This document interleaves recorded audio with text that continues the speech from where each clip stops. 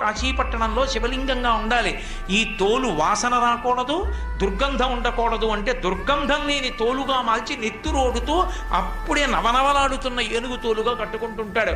బాహ్యం, ఆంతరం ఏనుగు గజము జగము. కొంచెం అక్షరాలు అటు ఇటు చేయండి. జగ జాయతే గచ్చతే, ఇది జగత్, వచ్చి వెళ్ళిపోయేది మాయ.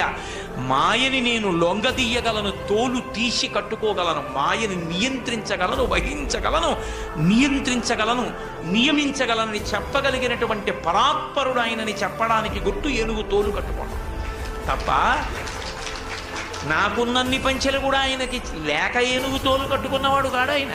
అమ్మ రేపు పొద్దున్న మీ ఇద్దరికీ పెళ్ళయిందనుకో, మీ నాన్నగారు రత్న కంకణాలు పట్టుకొచ్చి వేసుకోవాలంటే వేసుకోడు.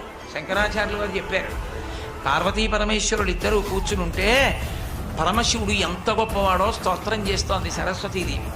చేస్తుంటే ఎంతైనా ఇల్లాలు కదూ, వేలతనం ముగ్ధ.